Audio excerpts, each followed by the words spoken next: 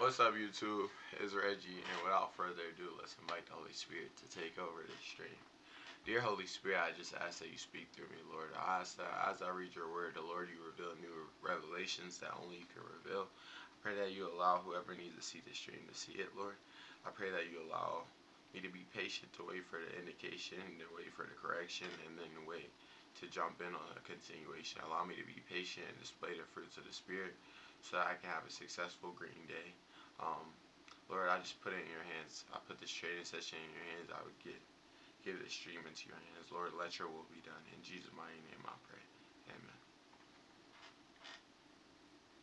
So something that's important is we see the indication break under here, right? On the 1 hour. So then we drop down to the 15. Now we're seeing it correct up, right? And notice it's still 9 minutes still. So I'll speak on myself too. What I used to do is I would jump in because I'm like, oh, we had an indication. This correction, like, as soon as it turns red, it means it's going down.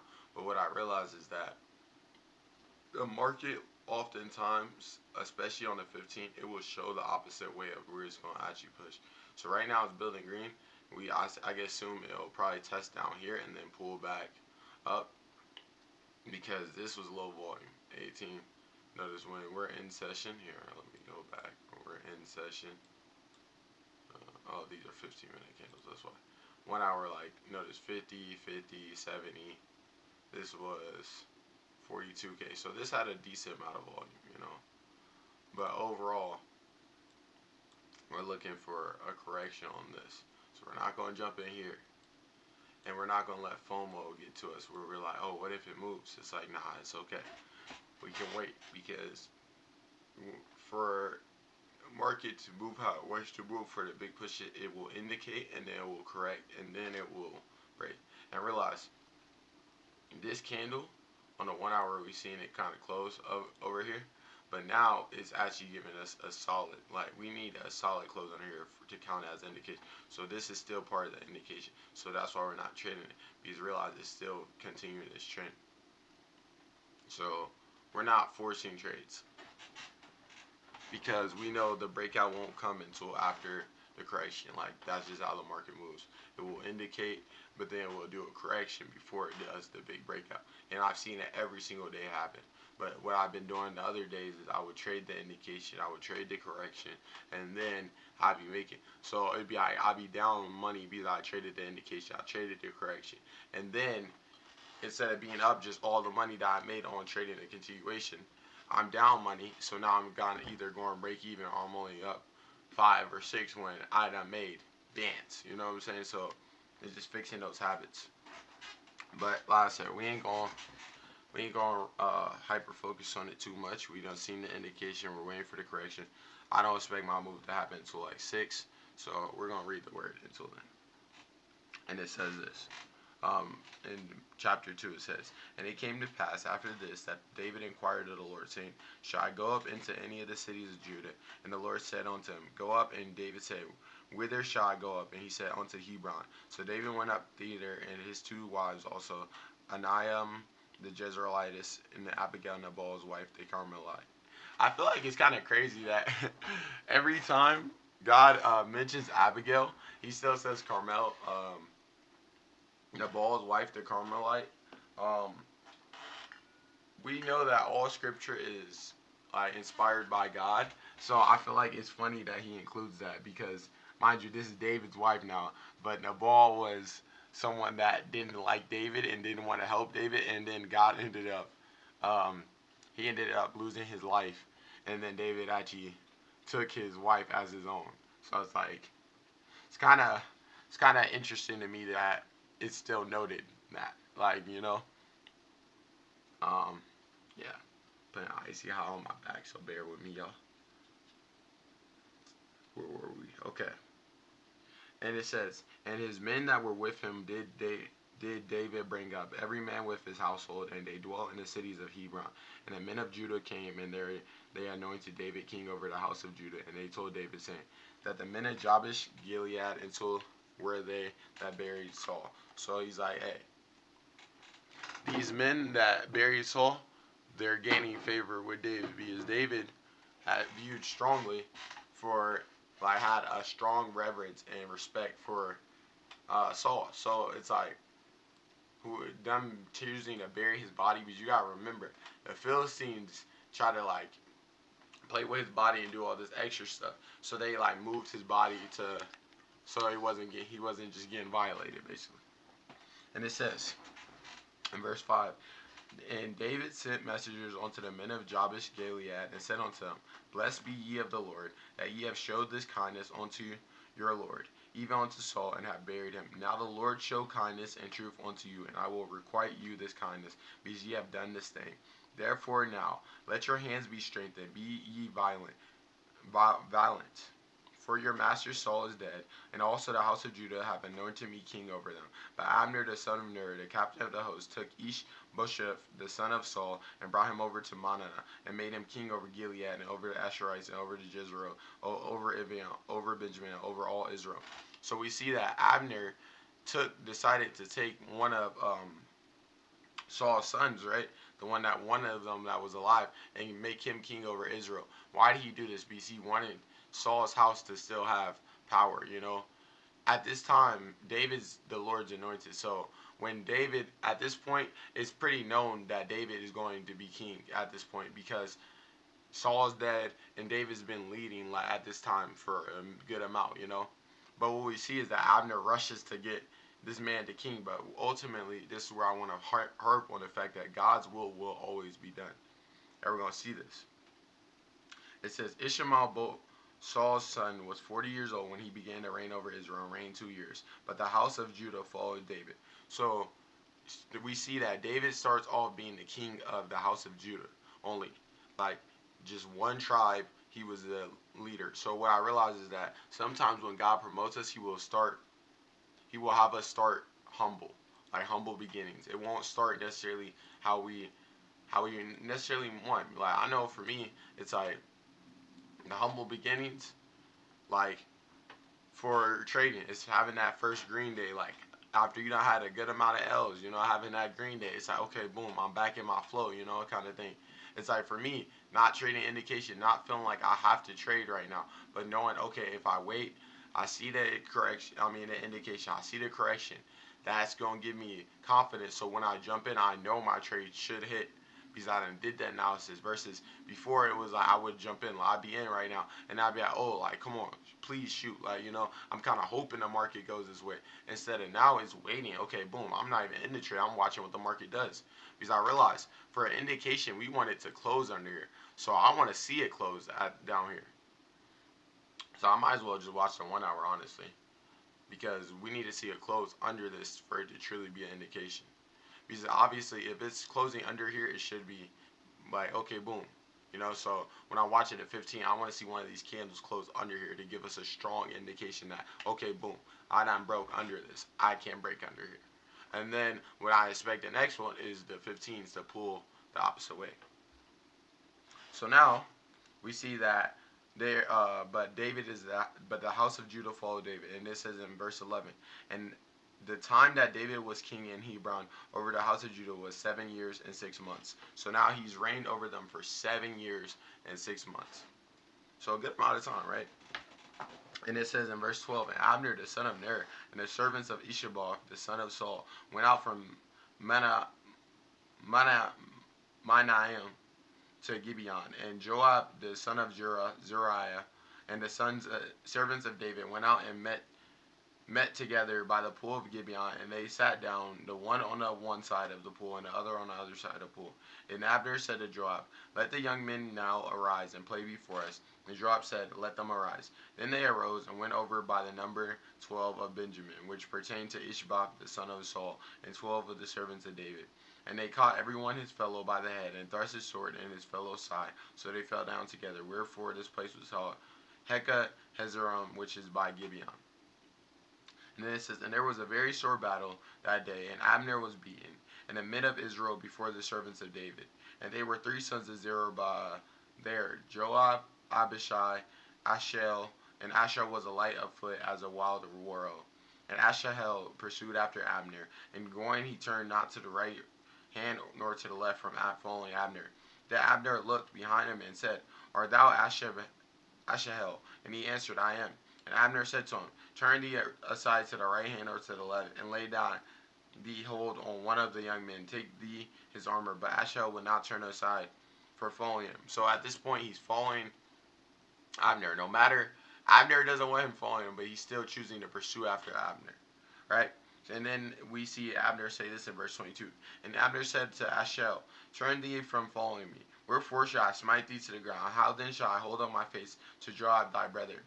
Howbeit he refused to turn aside. Wherefore Abner with the hinder end of the spear smote him under the fifth rib, that the spear came out from behind, and he fell down there, died at the same place. And it came to pass that when many had came to the place where Asahel fell down and died and stood still. So now, what do we see?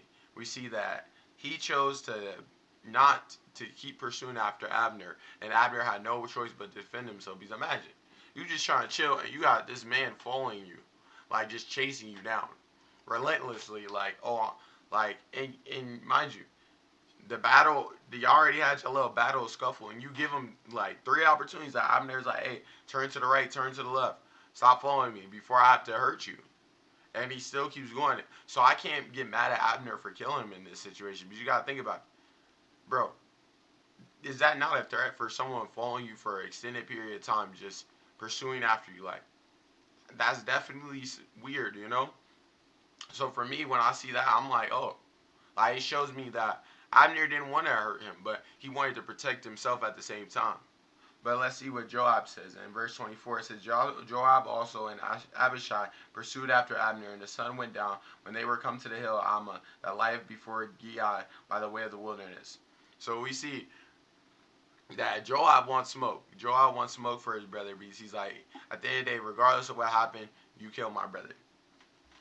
So then in verse 25 it says, And the children of Benjamin gathered themselves together after Abner and became one troop and stood on the top of a hill.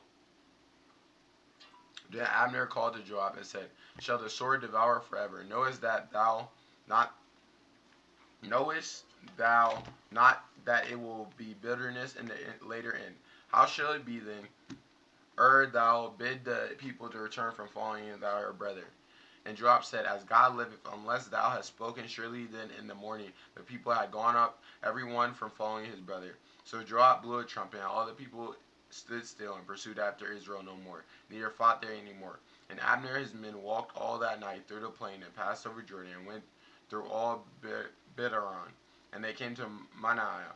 And Joab returned from following Abner, and when he had gathered all the people together, there lacked all of David's servants 19 men and Asahel. But the servants of David had smitten of Benjamin, and Abner men too, so that 360 men died. And they took up Asahel, and buried him in the sepulchre of his father, which was in Bethlehem. And Joab and his men went all night, and they came to Hebron at the break of day. It says, starting in chapter 3, verse 1, it says, Now there was a long war before the house of David and Saul, and between the house of Saul and the house of David. But David waxed stronger and stronger, and the house of Saul waxed weaker and weaker. Why is it a battle? Because you got to realize that David is ultimately, God has already anointed David to be king. But Abner and Saul's family are still fighting to keep that authority. So what we see is in verse 2, it says, And unto David were sons born in Hebron. His first was Amnon of Aniah the Jezreelitess, and his second Chelubah of Abigail, the wife of Nabal the Carmelite, and the third Absalom the son of Maacah, the daughter of Talmai king of Geshur, and the fourth Adonijah the son of Haggarath, the fifth Shabbat the son of Abiatar, and the sixth Iterai by Ilgah David's wife. These were born to David in Hebron. And it came to pass, while there was war between the house of Saul and of David, that Abner himself made strong for the house of Saul. And Saul had a concubine whose name was Rezapah, the daughter of Aiah. And Isarboth said to her, Abner, Wherefore hast thou gone into my father's concubine? And then was Abner very wroth for the words of Ishabah, and said, Am I a dog's head which go against Judah to do show kindness this day unto the house of Saul, thy father, to his brethren, to his friends, and have not delivered thee into the hands of David, that thou chargest me this day with a fault concerning this woman? He's like, you're blaming me for something I didn't do. Like, that's crazy. After all the loyalty I done showed you, you dare blame me?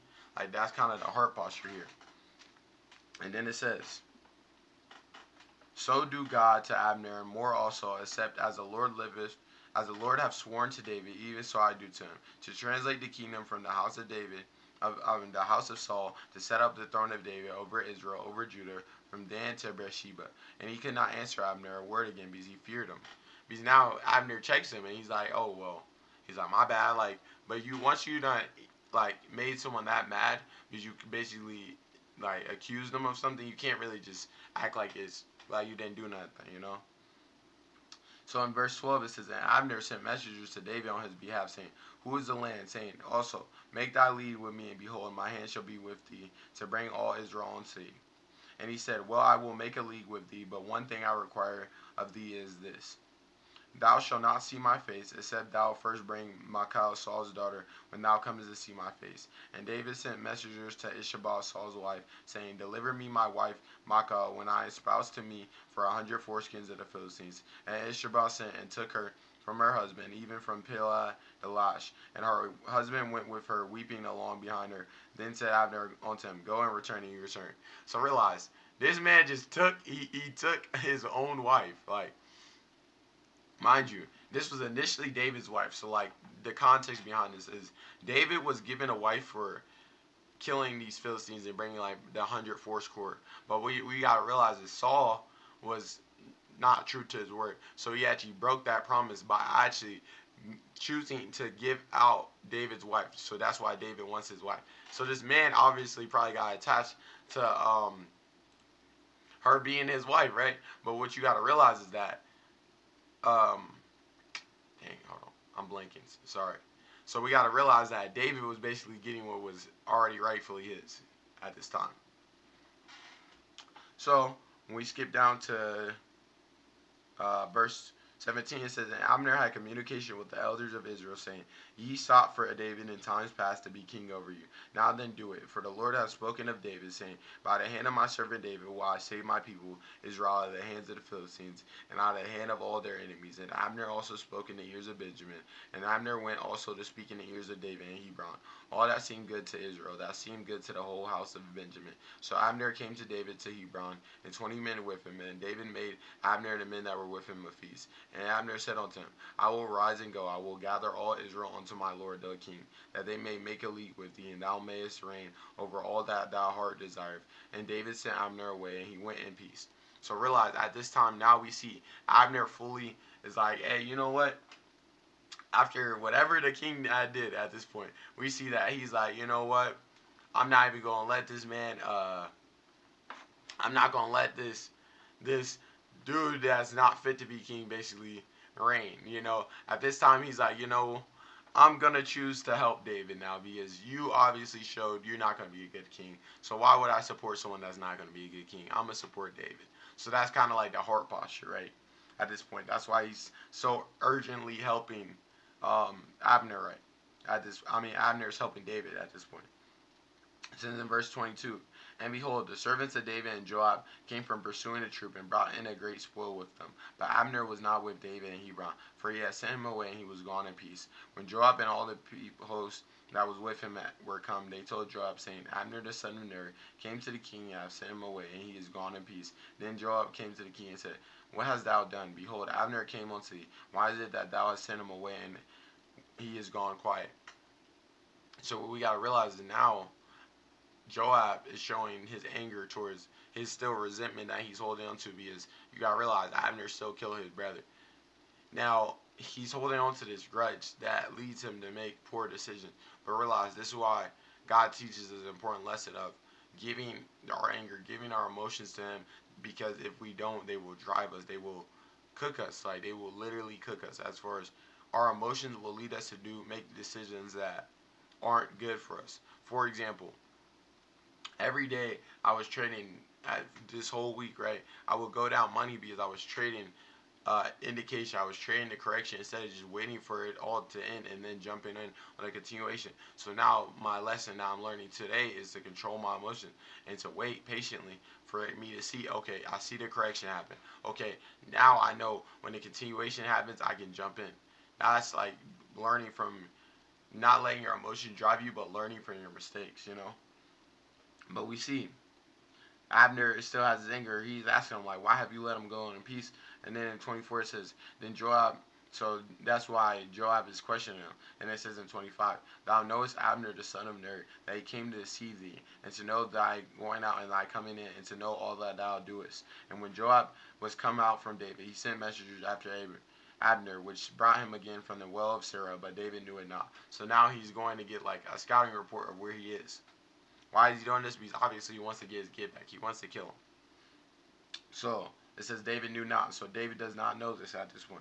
And then in verse 27 it says, when Abner was returned to Hebron, Joab took him aside in the gate to speak with him quietly, and smote him there under the fifth rib, that he died for the blood of Asahel his brother. So he killed him because he killed his brother. In verse 28 it says, afterwards when David heard of it, he said, I and my kingdom are guiltless before the Lord forever from the blood of Abner the son of Ner.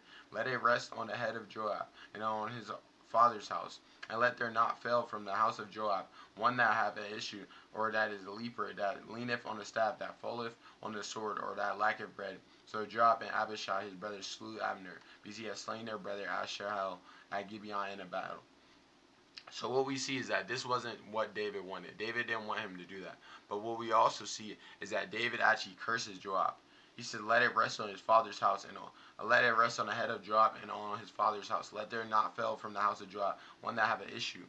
So what we see is that David stops trusting Joab once he does this, because he shows, okay, if he could do this and go behind my back and do this, it shows that he's not fully loyal to me.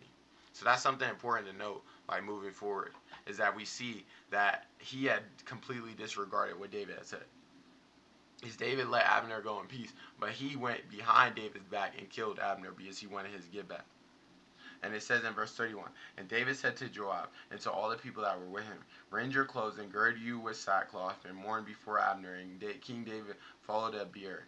And they buried Abner in Hebron, and the king lifted up his voice and wept at the grave of Abner, and all the people wept. And the king lamented over Abner, and said, died Abner as a fool dieth? Thy hands were not bound, nor thy feet put into feathers. As a man falleth before wicked men, so fellest thou. And all the people wept again over him. And when all the people came to David, because David to eat meat while it was yet day, David swore, saying, so do God to me, and more also, if I taste bread or aught else, until the sun be down. And all the people took notice of it and pleased them. And as whatsoever the king did pleased all the people. For all the people in all Israel understood that day that it was not the king to slay Abner, the son of Ner. And the king said unto the servants, know ye not that there is a prince and a great man fallen this day in Israel? And I am this day weak, though anointed king. These men, the sons of Zerah, be too hard for me. And the Lord shall reward the doer of evil according to his wickedness.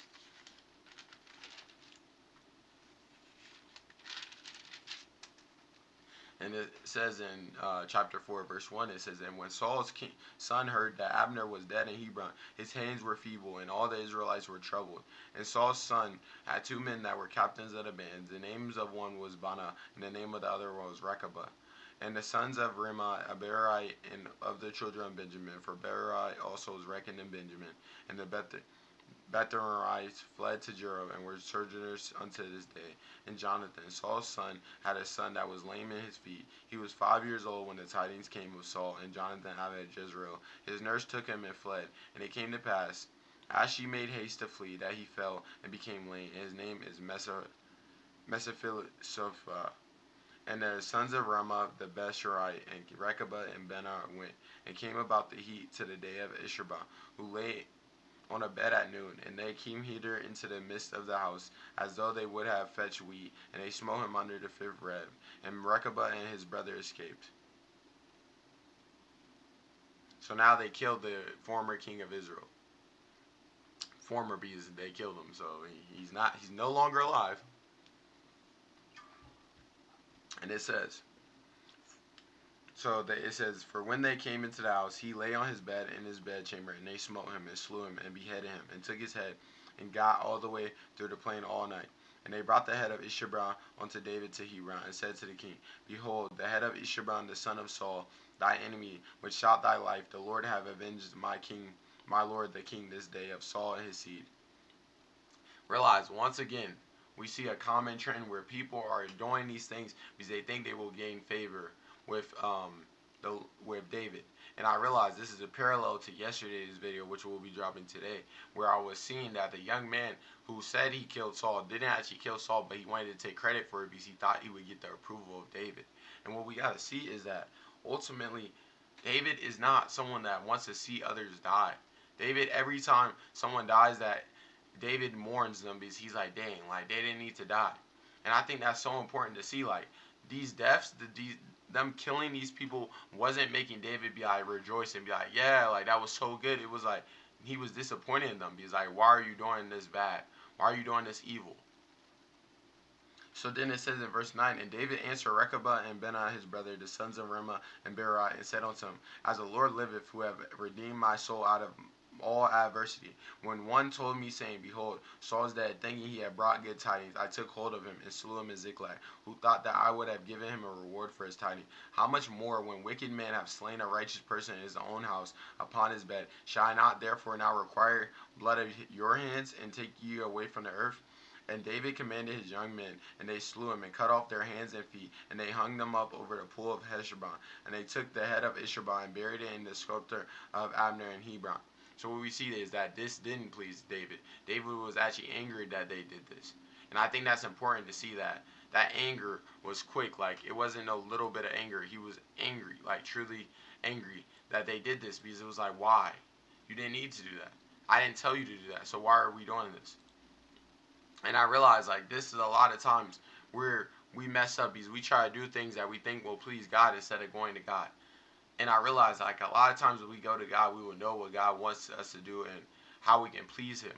But a lot of times we lean on our own understanding, what we feel, what we think, to see, oh, this is obviously what God will want. But it's like, bro, ultimately, you got to realize, like, God does not make mistakes. So when God is telling you certain things, it's for a reason. But a lot of times, what do? Oh, I feel this way, I think this way, so I'm going to do this. It's like, that's not a good mindset to have. And it's like, I want to really emphasize the importance of not having that type of mindset, because as we see, it led to them dying because they thought it was good, and what happened? It didn't. It didn't work. In verse 5 it says, And then came all the tribes of Israel to David unto Hebron, and spake, saying, Behold, we are thy bone and thy flesh. Also in time past, when Saul was king over us, thou wast he that leddest us and brought us to Israel. And the Lord said to thee, Thou shalt feed my people Israel. Thou shalt be a captain over Israel. So all the elders of Israel came to Hebron, and King David made a league with them in Hebron before the Lord, and they anointed David king over Israel. So now we see, after many trials and tribulations, David is finally anointed king of Israel, like the Lord had told him. And it says, David was 30 years old when he began to reign, and reigned 40 years. So notice, when God appoints you and when God allows you to reign, you go. Before, we had seen 2 years. We had seen, I think Saul only reigned for like 7 or something around there. But when David is reigning, he becomes the king at 30, reigns for 40 years. So I think that's important to see too. And then it says, in Hebron, he reigned over Judah 7 years and 6 months. So he reigned 7 years and 6 months over Judah, and then he reigned 40 years over Israel when he got promoted to that. And it says, in Jerusalem, he reigned 30. Then in Jerusalem, so we see he reigned 40 years over Israel, 7 and 6 months in Hebron, and then in Jerusalem it says he reigned 30 and 3 years. So he reigned over 70 something years in total. But it was different kingdoms. Like, it was different places. First it was Hebron. Then I believe it was Jerusalem, and then it was Israel. So we see that he had different reigns. But regardless, he reigned for 70 plus years. And it says, And the king and his men went to Jerusalem unto the Jebusites, the inhabitants of the land, which spoke unto David, saying, It said, Thou take away the blind and the lame, thou shalt not come hither, thinking David cannot come in hither. Nevertheless, David took strong hold of Zion, the same is in the city of David. And it says, And David said unto him, Whosoever getteth up the gutter, and smitteth the Jebusites, and the lame, and the blind, and are hated of David's soul, he shall be chief and captain. Wherefore they said, The blind and the lame shall not come into the house. So I respect Jesus, but not depend God discipline your. I respect Jesus, but not depend God your discipline, consistency, experience, strategy, and greed. Just master. I completely disagree. I think that a lot of people think that you can change things, I realize you're not God, A lot of people think you can control your greed and discipline, but I bet you, like, you will see yourself fail that time and time again. I know for me, like, it's like trying to quit habits. Jesus is all powerful, so why would he not be able to help me with my discipline, my strategy, and my greed? I already have the strategy. The strategy and my consistency, all that stuff isn't an issue. My issue is being prideful and being greedy. So trading with Jesus absolutely does help that. Realize you can do nothing unless the Lord allows you. So not depending on God for that, I feel like it's super crazy to say. Because ultimately, God is the one who does all this. Like, God isn't someone that we just call on because, oh, I say I believe in God. No. Truly trusting God is knowing that he is who he says he is in his word. So it's like, I completely disagree when you say that. I 100% depend on God for my discipline, my consistency, and helping me with my greed. Because I've seen when I try to trade without him, I'm normally very puffed up. I'm normally very greedy. But when I choose to trust him and lean on him, he also has changed my heart. And I seen it yesterday, and I'm going to keep seeing it. Because God is that powerful. So I depend on God for everything. So I will not agree with that, you know what I'm saying? But, to each his own. You can believe what you want and do what you want, But for me, I'm going to always believe that God is who he says he is and trust his word over how I feel and what I think, So that's me personally and where I'm going to stand.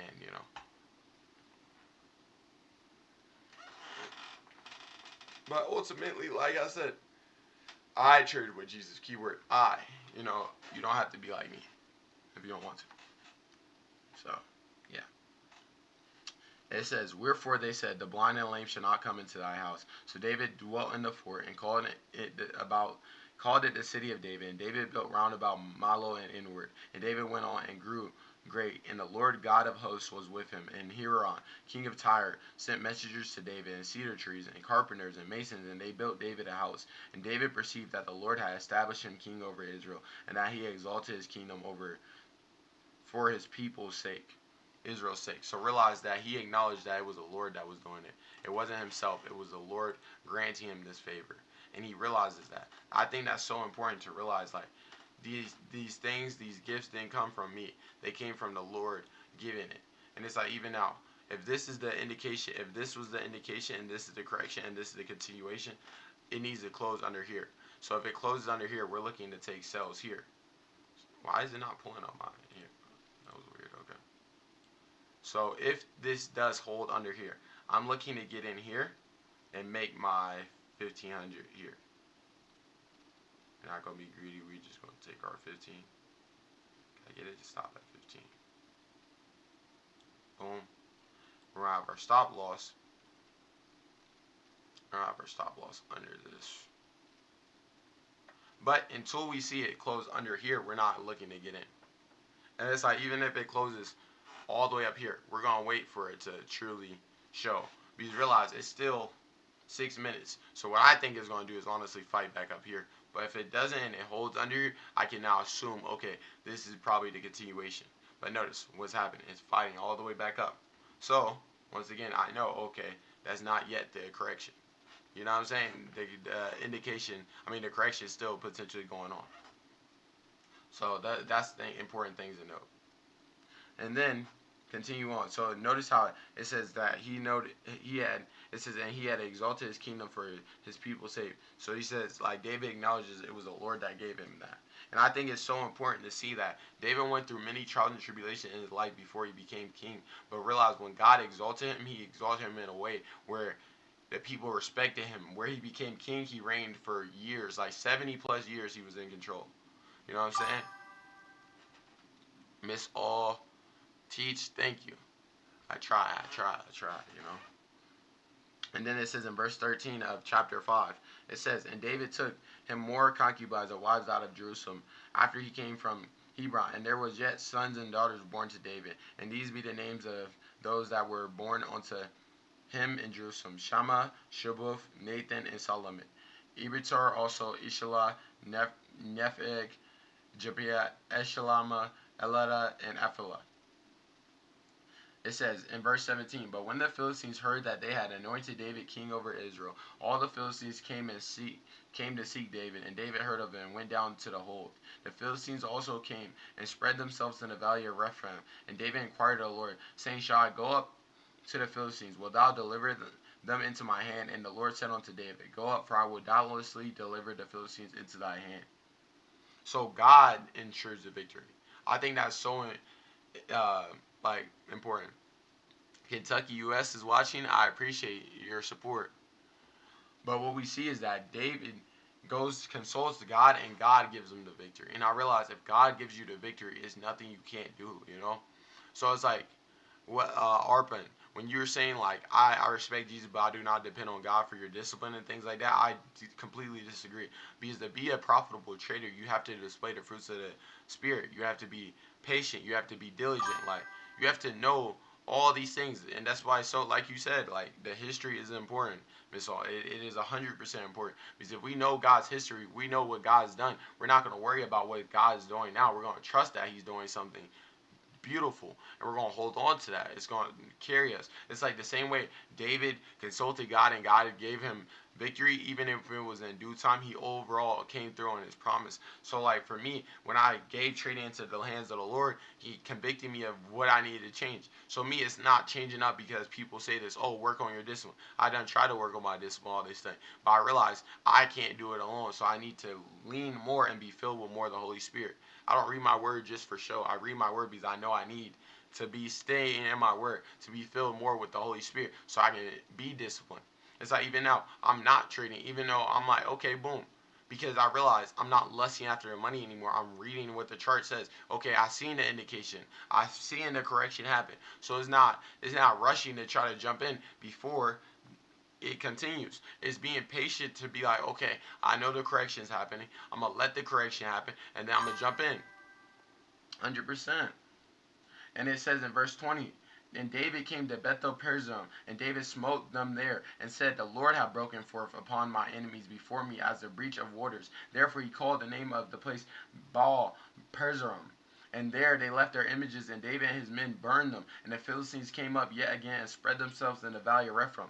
So realize, the Philistines are not stopping even though they're losing. But David isn't fearing because God already told him that he can step to these Philistines. God already told him that he can be bold about his faith because he knows ultimately that God is for him. Realize, David's faith didn't come from him exercising discipline and him thinking that he was so strong. It came from him trusting the Lord. And I realize a lot of us are taught to trust ourselves. But God says, do not trust yourself. He says, in all your ways acknowledge me and I will make your path straight. I realized every time I kept trusting myself, every time I kept trying to do it on my own, I kept messing up. I kept losing money. But as soon as I gave it to God, I said, I put it in your hands, Lord. Allow me to display the fruits of the Spirit. Now I'm stacking green days. So I realized it's me being disciplined to listen to what God is calling me to do. Sometimes God calls you to be patient. Like, bro, there's many times where I could have been like, dang, I could have made this, but hindsight is 20/20. It's like I'm being patient on the Lord, knowing, okay, after I see the indication, after I see the correction, I know when that continuation happens, it's going to be a strong push, so I'm not worried. Even when I jump in, I'm not jumping here. I'm going to wait for it to close under here. I'm going to jump in here and take it to here. But I realize all these different levels are different levels I can play and let it keep smacking my TP, but I realize it takes patience. I'm not risking losing money because I'm trading unknown territory. I'm waiting for it, the market to show me where it wants to go. So it's like, I already seen the indication. Why did I drop down and see the indication? I waited for it. Boom. What did I see here? We see the indication, like, break, right? So then I drop down. Now what are we seeing? We're seeing it form. So it's like, bro, it's 16 minutes on the close. So for me, I'm not even watching this. I'm like, okay, boom. I realize this is 1 hour. So what I'll probably see on this is, boom, this close. All right, it's a minute, so it's probably going to keep fighting. But then realize, when I'm watching this, I'm like, oh, what is it doing? is correcting, price is correcting, building up a higher wick, right? It could come all the way up here, build a wick, and then it's going to shoot down after this closes. So what I really want is this to probably close like red, close green. But overall, I'm watching. Okay, boom. Because realize, this closes too. The 15 closes. The 15 is still red. What is the 15 showing? It's showing me that it's trying to make a higher low. Okay, boom. So you got to know on all these things, like, realize a lot is happening. So it's like, okay, boom, I'm going to watch this candle close, and then I'm going to go through my different time frames and be patient, bro. It's so important to be patient, because patience is the fruit of the Spirit. But a lot of times, Satan tells us, oh, rely on yourself. Oh, you don't need to be patient. Satan rushes you. God says, slow down and trust me. It's a difference, bro. And then it says, in verse 23, and when David inquired of the Lord, he said, thou shalt not go up, but fetch a compass behind them, and come upon them against the myrtle berry trees. So realize that God gives them direction of where he should go and how he should move. Realize that is super important to see that God gave him direction. God didn't just say, hey, go up. Like, normally we had seen before he had said go up, but this time he gives them a different command. Don't go up. He actually says, turn away from that. Like, don't try to do it this way, because that way it's not going to work. God foresaw that it wouldn't work if he tried to do it the same way he had been doing it before. And I realize that's important to know, is that God says, do not do it. Do not go up. He says, actually, thou shalt not go up, but fetch a compass about behind them and come over them against the mulberry tree. So God gives them different strats. So sometimes when God redirects us, it won't go how we think it will, but God will still guide us in how we should go about it. And it says in verse 24, and let it be, when thou hearest the sound of a going in the tops of the mulberry trees, then thou shalt bestir thyself, for then shall the Lord go out before thee to smite the host of the Philistines. Nor it said the Lord will go out before thee. So what I realize is when I pray and ask the Lord to give the marking into my hand, he's showing, he will physically show you. Like, he's just been telling me, be patient, Rez, be patient. The correction's still going on. So I seen the indication, I'm seeing the correction, and I'm seeing it happen. Because if I jumped in here, I would have lost money. But because I'm being patient now, I'm not fearing losing money. So now I know when it breaks this level and closes under here, I can take this level. I can jump in on this level because I know it's showing me it tests the other way. So that's important things to note, bro. It's super important to let your foundation be built on the Lord and not just making assumptions based on how you feel and what you think, bro. Because our feelings lie to us daily. They lie. They will testify against us, bro. And that's why I realize, like, we got to have something that doesn't change. God's character does not change. So that's why I choose to base my wisdom, my understanding on the Lord instead of what I feel and what I think, because that fluctuates.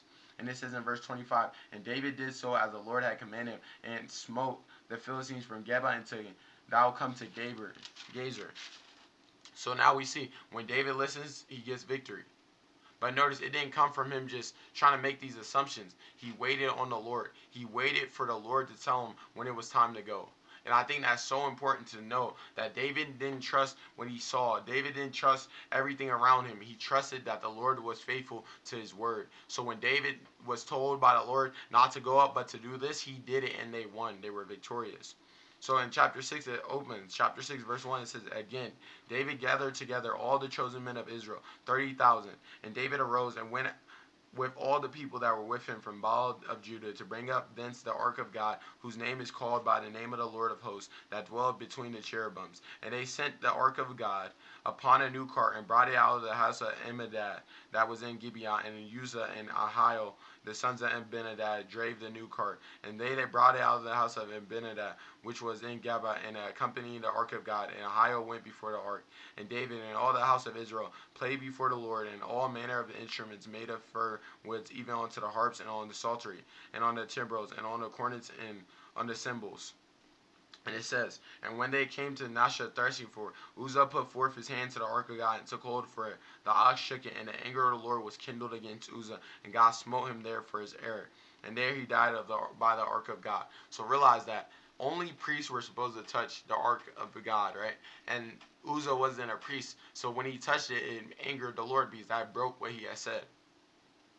So what we got to see is, even though Uzzah might have felt like he was doing what was right and picking up, this was falling, it wasn't in God's plan for him to do that. It wasn't God's intention for him to do that.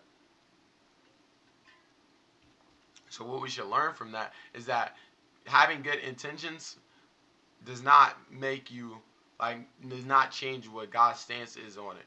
oh, well, God, I was trying to do it for you. Well, I didn't tell you to do that.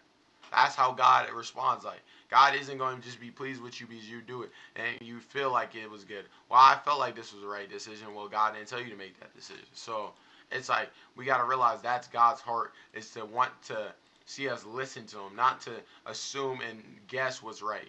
He wants us to listen to Him and trust what He says.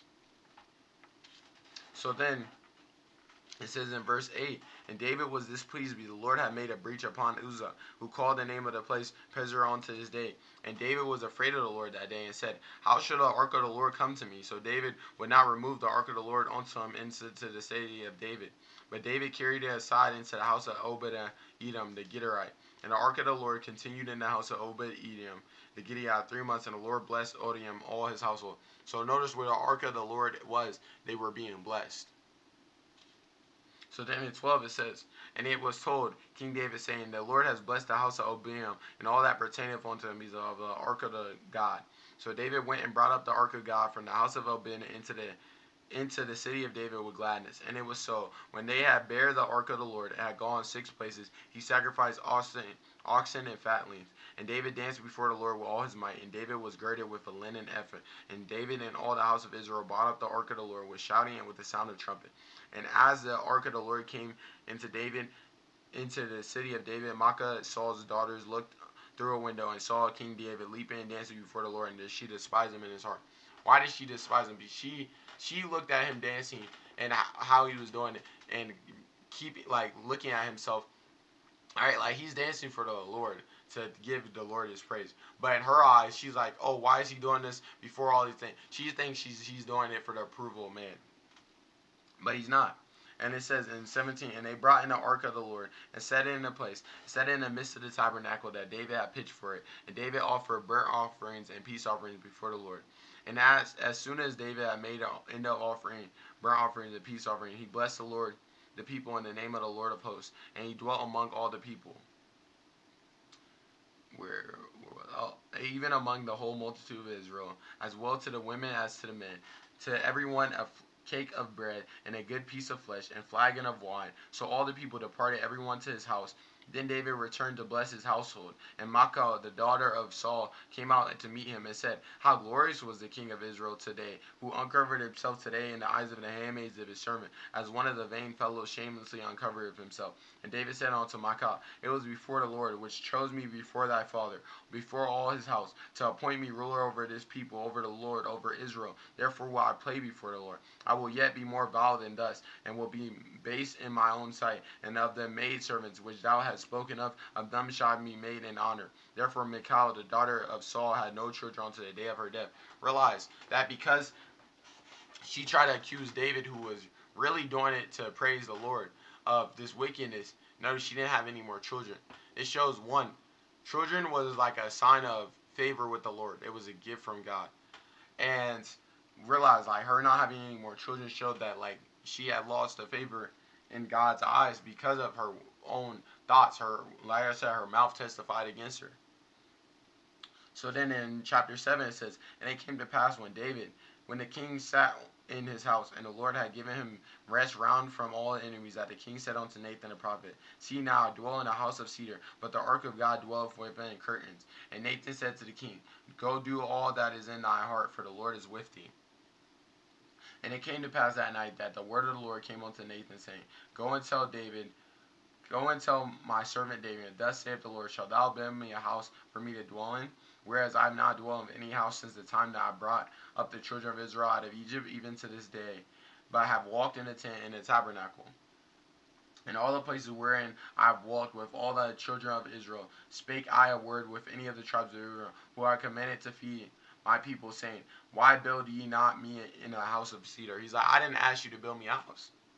And it says, and I was with thee wheresoever thou wentest, and have cut off all thy enemies out of thy sight, and have made thee a great name, like unto the name of all the great men that are on the earth. Moreover, I will appoint a place for my people Israel, and will plant them that they may dwell in a place of their own. Move no more, neither shall the children of wickedness afflict them any more, as before time. And as since the time that I commanded judges to be over all my people Israel, and have caused thee to rest over all thy enemies, also the Lord telleth thee that he will make thee a house. So he's saying, like, hey, David, I didn't ask you to do this, but I like that your heart was there. And it says in verse 12, and when the days be fulfilled, and thou shalt sleep with thy fathers, I will set up thy seed after thee, which shall proceed out of thy bowels. I will establish his kingdom. He shall build a house for my name, and I will establish the throne of his kingdom forever. I will be his father, and he shall be my son. If he commit iniquity, I will chastise him with the rod of men and with the stripes of the children of men. But my mercy shall not depart away from him, as I took it from Saul, who I put away from thee. Realize, he's telling David, hey, David, I see how you serve me. I see how faithful you are to me. So for that, I will make sure I take care of your son. I will make sure I help your son the same way you have chose to listen and follow me wholeheartedly. That's the same way I will choose to make sure your son has a kingdom, you know? And it says, but my mercy shall not depart away from him, as I took it from Saul, right? We read that. And then in verse 16 it says, and thy house and thy kingdom shall be established forever before thee. Thy throne shall be established forever. According to all these words, and according to all this vision, so did Nathan speak unto David. Then went King David and sat before the Lord, and he said, who am I, O Lord God? What is my house that I hast thou brought me hitherto? And this was yet a small thing in thy sight, O Lord. But thou hast spoken also of thy servant for a great while to come. And this is the manner, O Lord God. And it says, and what can David say more unto thee? For thou, Lord God, knowest thy servant. For thy word's sake and according to thy heart hast thou done all these great things to make thy servant know them. He's like, thank you, Lord, for what you've done. He acknowledges all these gifts come from the Lord, and he's thankful for it. I think that is super humble, and something we should do before God is humble ourselves. Thank him for waking you up. Thank him for allowing you to be able to do whatever you prayed to do. Like, I realize a lot of us are so hyper focused on feeling like we deserve everything we have, but I realize, like, I don't deserve everything I have. Like, you know, the fact that I'm even able to still trade this, like, there's been many times where I tried to build my own discipline. I tried to be greedy, not avoid being greedy, and I kept failing. But it was in until I fully submitted trading to God, and I said, Lord, I put it in your hands.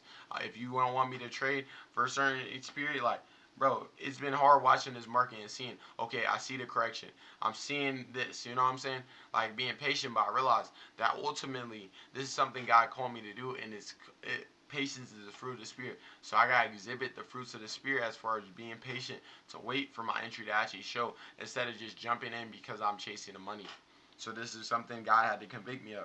It's not chasing the money, but knowing that when my all the signs are checked, now I can jump in confidently. And that way I avoid losing money because I'm lusting for money. It says, wherefore thou art great, O Lord God, for there is none like thee, neither is there any God besides thee, according to all that we have heard with our ears. And what nation is the earth? It is like thy people, even like Israel, whom God went to redeem for a people to himself, to make him a name, to do for you great things and terrible for thy land, before thy people which thou redeemest to thee from Egypt, from the nations and their gods. For thou hast confirmed to thyself thy people, Israel, to be a people unto thee forever. And thou, Lord, art become their God. He's acknowledging and having reverence, like, Lord, you are our God. You are who you say you are. And it says, and now, O Lord God, the word that thou hast spoken concerning thy servant, concerning his house, establish forever, and do as thou hast said. Let thy name be magnified forever, saying, the Lord of hosts is the God over Israel, and let the house of thy servant David be established before thee. For thou, O Lord of hosts, God of Israel, hast revealed to thy servant, saying, I will build thee a house. Therefore have thy servant found in his heart to pray this prayer unto thee. And now, O Lord, thou art that God, thy words be true, and thou hast promised his goodness unto thy servant. Therefore let it please thee to bless the house of thy servant, that it may continue forever before thee. For thou, O Lord God, hast spoken it, and with thy blessing let the house of thy servant be blessed forever. He acknowledges that the blessing comes from God, and it's so important to do that. I think it's so easy to be like, oh, I don't need this doesn't matter, this, right? To get so, like, conceited thinking we know better than God. But realize that God doesn't call us to know all things. He calls us to trust him in all things. He calls us deeper. Calling us deeper is realizing, like, dang, I don't have to worry, I don't have to fear the things that I can't control. I can trust God and trust his character. That is something that is beautiful to behold, is that God is who he says he is. Even when you don't feel it, God is still who he says he is. I think that's super beautiful to realize. So what we see here, higher low, boom. We see this, then we see this, then we see this. So knowing this, we have a lower high, lower low. You can see this be right into a lower low. But what we need to see before we jump in is this last 40 seconds. If this is a continuation, we need to see it close under here. Notice, it wicked. It didn't close. Before we jump in, we need to see it close under this level. And that's important. Because if you don't see it close, you don't jump in. A wick can fake you out. But if this even is a doji, like, that is once again another sign, because that's a sign of reversal. So we're gonna let it do what it does for the 17 seconds. But this is where we could see the end of the correction, because it's about to be 7. Now we can expect, okay, boom. Now I'm starting to look. Oh, are we gonna have a correction? Because notice these wicks tested up here, but now it's like we might test all the way up here and then shoot. So let's see. On a 1 hour we built, but notice it's still building. So now I'm watching. Okay, boom. Let me be patient. Because notice now I done seen the indication. Now I'm watching the correction happen. And that's why I'm jumping between both. So now that it's above this, I don't think any of them are wicks. So now I can set this alert again to know, okay, this isn't. So now when I set this alert, it's not looking for a sell indication. It's looking for take a sell. Here. Look. Take a sell at TP level after seeing a close under the sell under this one. Let me say a candle close.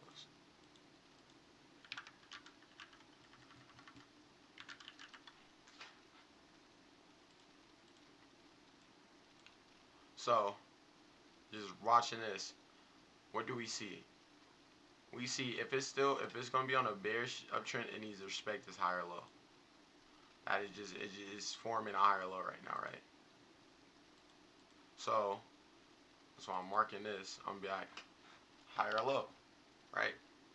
That needs to be respected for bullish move. Make this black. Because, why are we saying this? Because if this is truly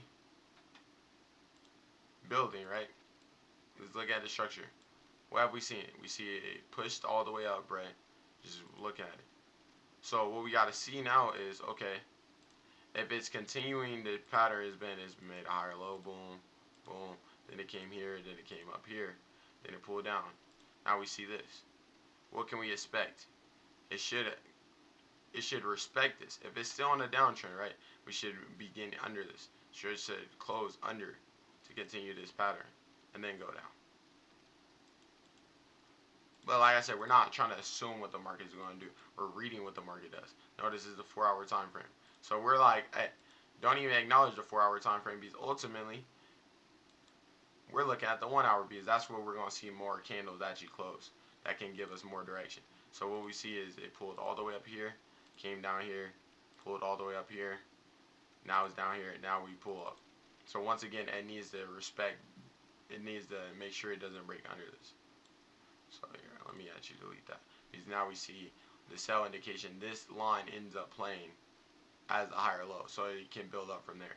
But notice, as long as we're staying under this, we can see here. I'm gonna mark this. This was the previous lower high. I mean, what is it? Higher low. Higher low.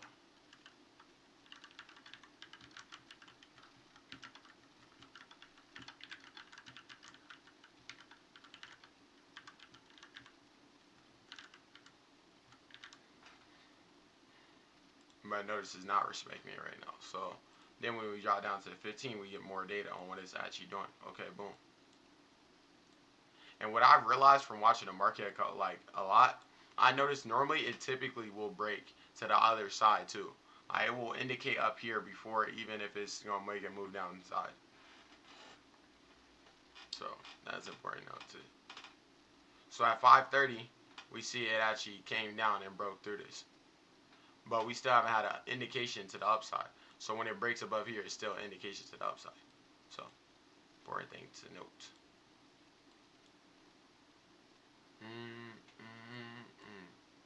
So we got our alert set. Now we're not even worried about watching the chart. We're going to let the market show us what it shows us. Now, let's get back to the word of God. So, and it says in chapter 8, it says, "And after this, it came to pass that David smote the Philistines and subdued them. And David took Mezabah out of the hand of the Philistines, and he smote Moab, and measured them with a line, casting them down to the ground. Even with 2 lines measured, he to put them to death, with 1 full line to keep them alive. And so the Moabites became David's servant and brought gifts. And David smote also Hadazer, the son of Ram, king of Zarephath, as he went to recover his border at the river Euphrates. And David took from him 1,000 chariots and 700 horsemen, and David's 20,000 footmen. And David hold all, I don't know how to say that word. All the chariot horses were reserved of them for 100 chariots. And when the Syrians of Damascus came to succor Hadarezer, king of Zerah, David slew of the Syrians 22,000 men. Then David put garrisons in Syria of Damascus, and the Syrians became servants to David and brought gifts. And the Lord preserved David whithersoever he went. And David took the shields of gold that were on the servants of Hadarezer, and brought them to Jerusalem. And from Beta and for Beer-tai, cities of Hadarezer, King David took exceeding much brass. And it says in verse 9, when Toi, king of Hamath, heard that David had smitten all the host of Hadarezer, then Toi sent Joram his son unto King David to salute him and to bless him, because he had fought against Hadarezer and smitten him. For Hadarezer had wars with Toi. And Joram brought with him vessels of silver and vessels of gold and vessels of brass, which also King David did dedicate unto the Lord, with silver and gold that he had dedicated of all nations which he subdued, of Syria and Moab, and of the children of Ammon, and of the Philistines, Ammon and Amalekite, of the spoil Hadarezer, son of Ram, king of Zerah. So notice that David is giving some of the spoil that he gets all the time back, right? And I think it's so important to realize that David ends up giving back the spoil, because it shows David's heart. Realize we don't tithe and give back to the Lord as a way of being like, oh, like a last ditch, like, oh Lord, this is this little bit you can have. It's like, no, I tithe 10% personally, because I realize that the Bible talks about doing 10% of tithes, but also is a sign like, Lord, I can live off the 90% of my income, because ultimately you provide all my needs. And since I've been doing that, I haven't struggled with money. Every moment is where I'll be like, how's it gonna work out? But ultimately having faith, it always works out. And I realize, like, God has allowed me to build my savings and emergency funds and build up so many different aspects of being able to have financial freedom, you know. And I realize, like, I have auto pay on a lot of things now, and it's just like a blessing where I see that the Lord has truly blessed me with that. And I realize, like, I used to struggle with money. I used to like be like, oh, I can't steward this. I used to blow money so bad, because I used to just chase after so much stuff, and the Lord has fixed that where I don't feel like I need to chase after it anymore. And that is a beautiful thing, to get that type of peace where you realize, dang, I don't need any of this anymore. I can just trust that the Lord will provide everything I need. And that's a blessing. And we see that God was providing everything David needed. He was helping him with conquest. He was helping him build his reputation now, because the Lord was with him. And then it says in 13, and David got him a name when he returned from smiting the Syrians in the valley of Saul, being 18,000 men. And he put garrisons in Edom. Throughout all the Edom put he garrisons. And all they of Edom became David's servants. And the Lord preserved David whithersoever he went. And David reigned over all Israel. And David executed judgment and justice unto all his people. And then it says, and Joab the son of Zeruiah was over the host, and Jehoshaphat the son of Elah was recorder. Zadok the son of Abiathar and Ahimelech the son of Abiathar, they were the priests. And Sariah was a scribe, and Benaiah the son of Jehoiada was over both the Cherethites and the Perizzites, and David's sons were chief rulers. And it says in chapter 9, And David said, Is there any that is left of Saul, the house of Saul, that I may show him kindness for Jonathan's sake? And there was of the house of Saul a servant whose name was Ziba. And when they had called unto David, the king said unto him, Art thou Ziba? And he said, Thou servant is he. And the king said, Is there not yet any of the house of Saul, that I may show the kindness of God unto him? And Ziba said unto the king, Jonathan have yet a son, which is lame in his feet. And the king said unto him, Where is he? And Ziba said unto the king, Behold, he is in the house of Meshur, the son of Amiel, in Lo-debar. Then King David sent and fetched him over the house of Meshur, the son of Amir, from Lo-debar. And when Mephibosheth, the son of Jonathan, the son of Saul, was come into David, he fell on his face and did reverence. And David said, Meshibah. And David said, Meshibah. And he answered, Behold thy servant. And David said unto him, Fear not, for I will surely show thy kindness for Jonathan thy father's sake, and shall restore thee all the land of Saul thy father, and thou shalt eat bread at my table continually. And he bowed himself and said, What is thy servant, that thou shalt look upon such a dead dog as me, as I am?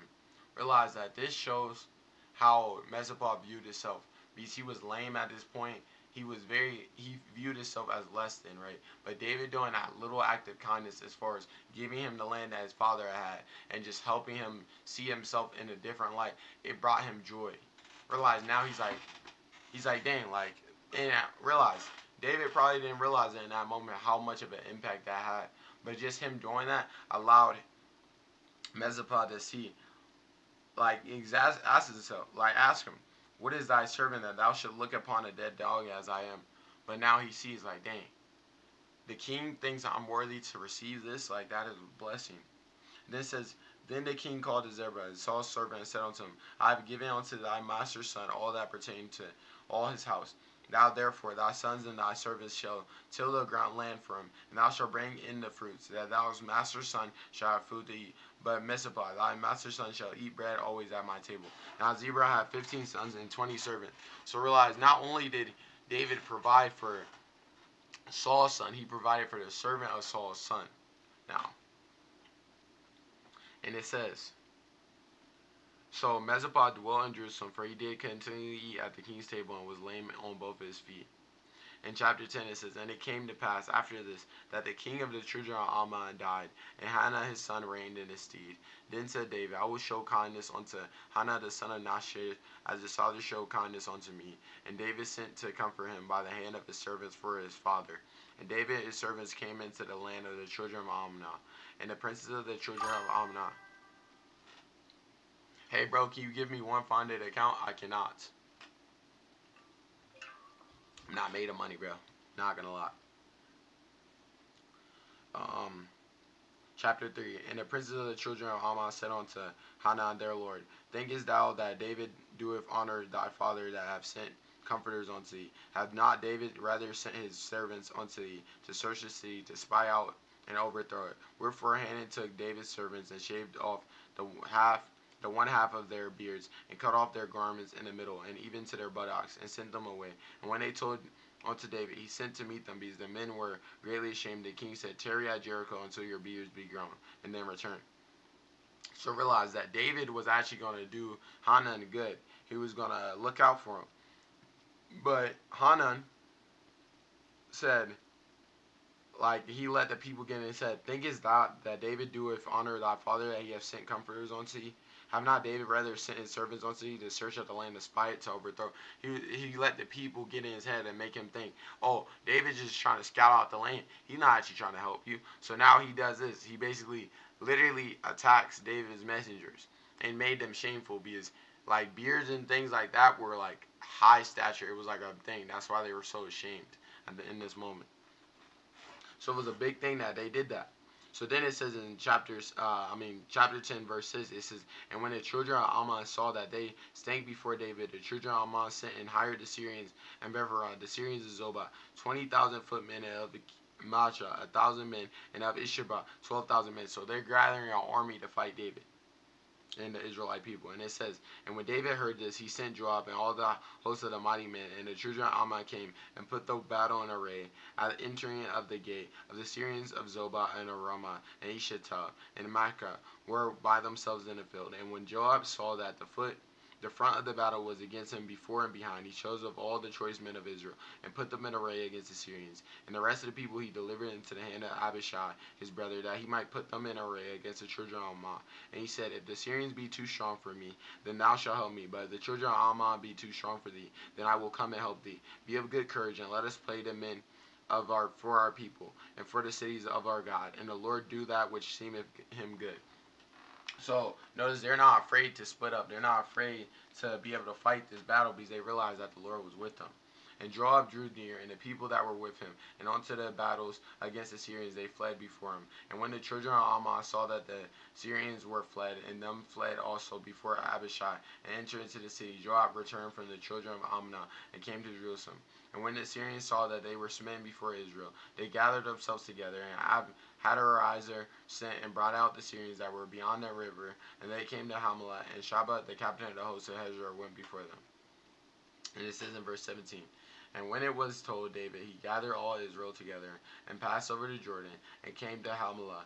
And the Syrians set themselves in array against David, and fought with him.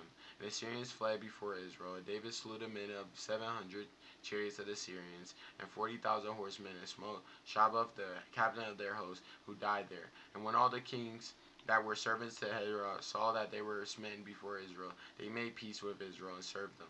So the Syrians feared to help the children of Ammon any more. And it came to pass, after the year that was expired, at the time when kings go forth to battle, that David sent Joab and his servants with him, and all Israel, and they destroyed the children of Ammon, and blessed Ramoth, but David tarried still at Jerusalem. So what we see is that David stays in a place that he should not be at. Notice how it says, at the time where kings go to battle. So at this time, as a leader, where should you have been? Not only should I sent the servants, he should have went with them. But what we notice is that in verse 2 and moving on, that now all the actions, like the things that happen after, are a result of him staying. If he had left, it never would have happened. Yeah, I just realized, am I in the sun?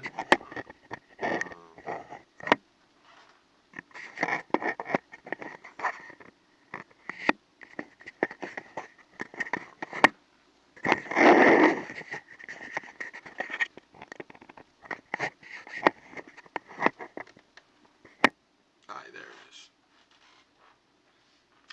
I just looked up. I see a crazy glare on my screen. Let me fix that. My bad, y'all. So it says, and it came to pass. This is verse 2 of chapter 11. It says, and it came to pass in the evening tide that David arose from his bed and walked upon the roof of the king's house. From the roof he saw a woman washing herself, and the woman was very beautiful to look upon. And David sent and inquired about the woman, and she said, Is this not Bathsheba, the daughter of Elam, the wife of Uriah the Hittite? So right here, something I didn't notice before is that David, one, sees that this woman is beautiful to look upon. Two, he decides not to leave. He didn't leave the place that he should have. He should have been at war, but he didn't choose to leave the war. This shows me, one, that when we are not when we do not move and go where we're supposed to, we often fall into temptation. Because this is where it happens. He falls into temptation. And already, this is the woman was very beautiful to look at upon, and he saw this woman washing herself. How did he see her washing herself? Because he looked through and he could use, because what was he was the king of Israel, you know what I'm saying? He had this big tower, like he could look down and see basically everything. So he's seen that. Now already he looks and notices she's right. But now what he inquires to see what's up, like what's basically what's to this woman, like who is she married, and if so, like all that, right? And we see that he's told that she's Bathsheba, the daughter of Elam, the wife of Uriah. So David knows if he chooses to pursue this woman, he will be committing adultery. He knows these things, but now he has been told all the details. But then it says this, and David sent messengers and took her, and she came in unto him, and he lay with her, for she was purified from her uncleanness, and she returned unto her house. So realize he still chose to lay with her and commit adultery. Mind you, at this time, we don't see David have any sense of remorse at this point, right? And it continues. This is where, like, a lot of people like to look at David and be like, oh, David was such a wicked man. Realize David wasn't perfect, except he was perfected because he had a relationship with the Lord and he sought after the Lord. But this is David's wickedness, like his biggest This is his biggest action of wickedness that he did before the Lord. And it says, and the woman conceived and sent and told David, said, I am with child. And David sent to Joab, saying, send me Uriah the Hittite. This is her husband. And Joab sent Uriah to David. And when David was come unto him, David demanded of him how Joab did, and how the people did, and how the war prospered. And David said unto Uriah, go down to thy house, and wash thy feet. And Uriah departed out of the king's house, and they followed him of meat of the king. But Uriah slept at the door of the king's house with all the servants of his lord, and went down not to his house. And when they had told David, saying, Uriah went now down to his house, and David said unto Uriah, comest thou not from thy journey? Why then thou didst not go into thy house? And Uriah said unto David, the ark and Israel and Judah abide in tents, and my lord Joab and the servants of my lord are encamped in the fields. Shall I then go into my house to eat and to drink and to lie with my wife? So that's what David's underlying fact was. He wanted Uriah to lay with his wife, because then when she conceives, he would assume it was his kid. But the fact that he didn't have go into his wife, obviously he knows like this isn't my kid, you know. So now David's like, we see this, like David makes another attempt to get him. It says, he said, this is Uriah finishing in this, as thou livest, as thy soul liveth, I will not do this thing. So Uriah is faithful to David to the point where he doesn't even want to go enjoy his house and his wife and all this stuff, because he knows that the men are still at war and they're abiding in tents. Like, they're not getting to be comfortable, so why would I be comfortable? Which is respectable. But notice what David says. And David said to Uriah, tarry here today and also and tomorrow, and I will let thee depart. So Uriah abode in Jerusalem that day and morrow. And when David had called him, he did eat and drink before him, and he made him drunk. And even at even, when he went out to lie in his bed with the servants of his Lord, he went not down to his house. So even, notice, David trying to get him drunk now at this point, because now he's drunk. He's like, you would think you want to be with your wife at this point. He still chooses not to. So David did everything he could to try to get him to go lay with his wife, and it didn't work. So now this is David's last resort. In verse 14 it says, and it came to pass in the morning that David wrote a letter to Joab and sent it by the hand of Uriah. And he wrote in the letter, saying, set ye Uriah in the forefront of the hottest battle, and retire from him, that he may be smitten and die. And it came to pass, when Joab observed the city, and he assigned Uriah unto a place where he knew violent men were, and the men of the city went out and fought with Joab, and there fell some of the people of the servants of David, and Uriah the Hittite died. So David sent him to be on the front line so he could die, because he didn't want to have to deal with the fact that he knew he had committed adultery. And well, I need to actually return this laptop. That's important. Ooh, thank God. Hey, I'm not gonna lie, I just checked my phone and I realized I had to return my laptop that I've been renting.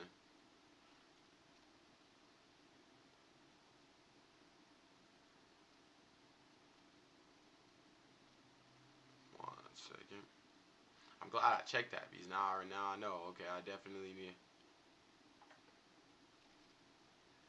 Lord, I pray you provide him with comfort. In Jesus' mighty name I pray.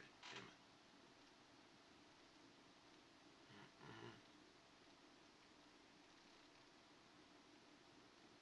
Glad I wrote that.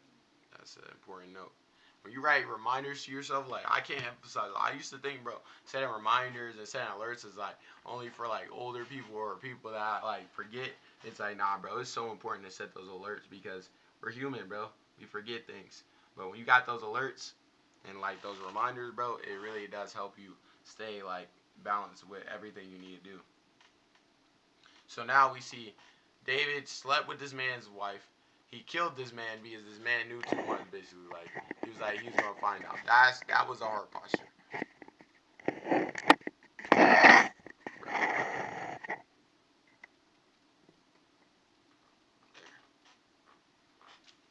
So he didn't kill him for no reason. He killed him because he was fearful of him finding out, basically. And now we see this. In verse 18 it says, and Joab sent and told David all the things concerning the war, and he charged the messenger, saying, when thou hast made an end of telling the matters of the war unto the king, if so be that the king's wrath arise, as he say unto thee, wherefore approach ye so near unto the city when ye did fight? Know ye not that thou wouldst shoot the wall? Who smote Abimelech the son of Jesse, Ramesh, Did not a woman cast a piece of millstone upon him from the wall, that he died in terror? So why went ye near unto the wall, that thou sayest thy servant Uriah, that Uriah is also dead? So the messenger went and came and showed David all that Joab had sent him for. And the messenger said unto David, Surely the men prevail against us, and came unto us into the field, and we were upon them even to the entering of the gate. And the shooters shot from off of the wall upon thy servants, and some of the king's servants be dead, and thy servant Uriah also is dead. And it says in verse 25, David said unto the messenger, Thus shalt thou say unto Joab, Let not this thing displease thee, for the sword devour one as well as another. Make thy battle more strong against the city, and overthrow and encourage thou him. And when the wife of Uriah heard that Uriah her son's husband was dead, she mourned for her husband. So she's mourning. Notice this where I realized like David was definitely slummed for this. It says, and when the morning was past, David sent and fetched her to his house, and she became his wife, and bare him a son. But this thing that David had done displeased the Lord. It's like the Lord not going to be like, oh, that's cool. No, bro. You just killed this man and took his daughter. Took his wife. And what's crazier is David not only killed him, right? He not only, he fornicated. He not only committed adultery, he fornicated with a woman that wasn't his wife. So it was fornicate. So it was so many different things. One, he literally convinced this man who was one of his right hand mans. We see this man wasn't doing slum, he was nothing but showing love and looking out for David. But he sent this man into the front lines to die because he wanted to hide his wickedness. He wanted to hide the fact of what he did.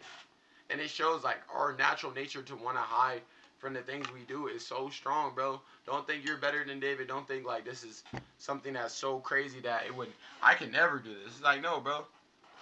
You might not do it to the scale, but it definitely shows us our nature. Here, let me get this massage thing, bro. I got it in my back. Hooking me right now.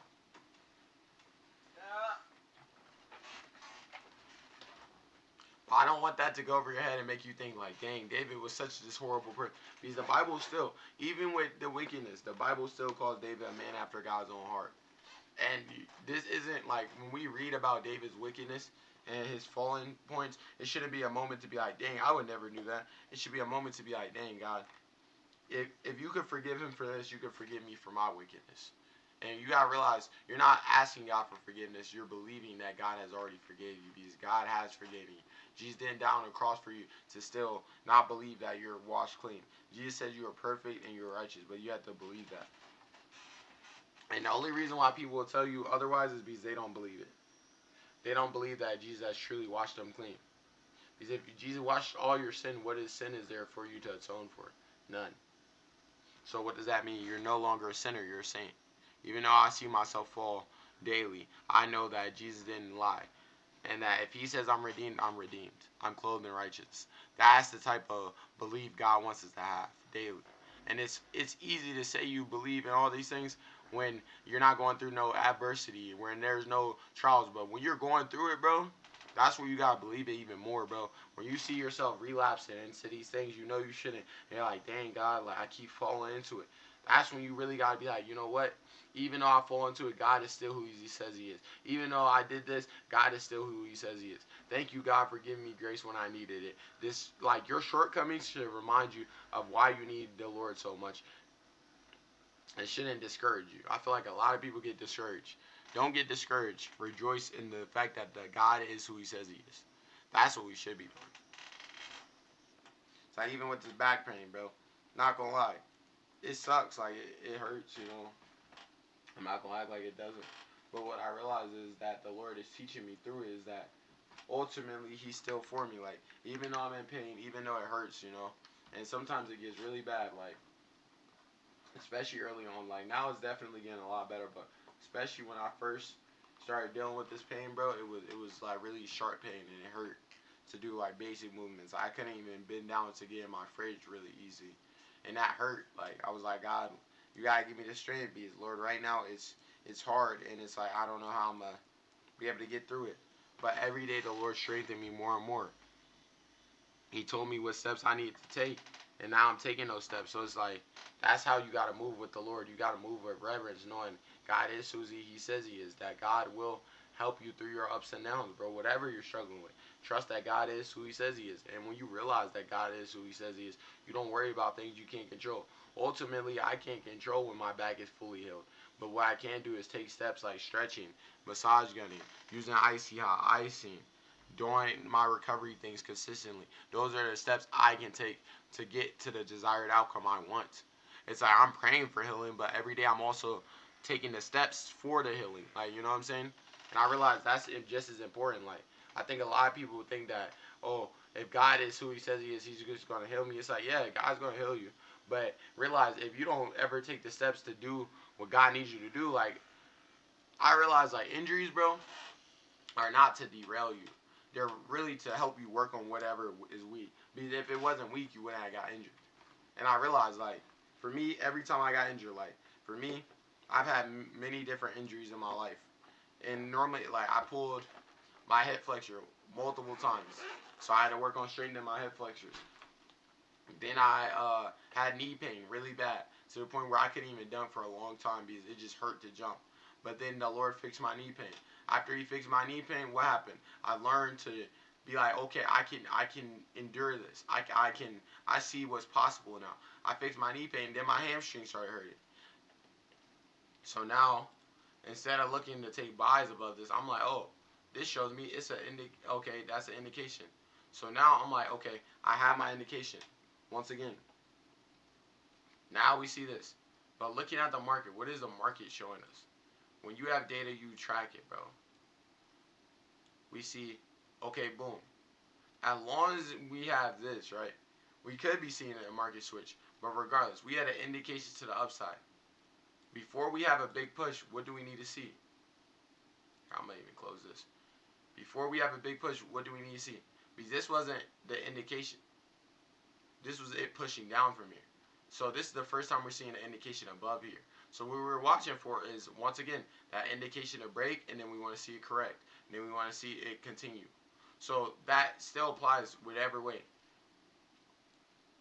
So it's like knowing that. But look, we had a correction, indication. Now we can see it continue from here. So I'm not looking to jump in here. I'm just watching it. Boom. Like, this is where I be realizing, like, bro, it's so easy to be like, dang, I need to jump in here. But realize the market will always respect indication, correction, continuation. Notice, this is the first time we're breaking it for a while. But above this level, we're bullish. So it's like, the only way I will be looking to take buys is if I see this. If I see a hard close above this. But I don't think we will see it. I don't. But it's like, also, I realize, like, don't let your bias of me wanting it to go down make me be like, oh, it's not. Like, you know? It's like, okay, I'm going to wait. I'm going to let the market show me. Because if we have a close above here, now we can boom. But it's like, I'd rather jump in after it closes, respects and closes above here, than try to jump in right now. Because I still do believe this is an indication, because this is the first time it broke up. Notice, this wasn't an indication to the upside. This was literally a breaking through this line to the downside. So, that's like an important thing to note. But let's finish this chapter. So now we see Uriah die, and then David comforts him, right? So that's how it kind of finishes in chapter 12. And I think it's super important to notice, in chapter 11, finishing, is that David, at this point, what does he even say to Joab? It's okay, like, war happens, you know what I'm saying? Mind you, that's true. That's true. War does happen. People are going to die in war, things like that. But Uriah, he purposely, like, you got to think about how crazy that is. Not only did he send Uriah into battle to the front lines to die, he sent the letter through him. So he was, he didn't know, but he was literally holding his own death. Like, basically saying, like, hey, throw me in the fire. That was basically what he was holding at this time. That is so sad. Like, David literally chose to send him to his death by him holding that message. Imagine holding a letter you think is for the king. You're trying to, like, be respectful, respect the king. And this letter is literally him sending you to your death. That was the reality. That's what the stakes were. That's crazy, bro. And it's like, before we get into reading the chapter again, let's look at what the market is showing us.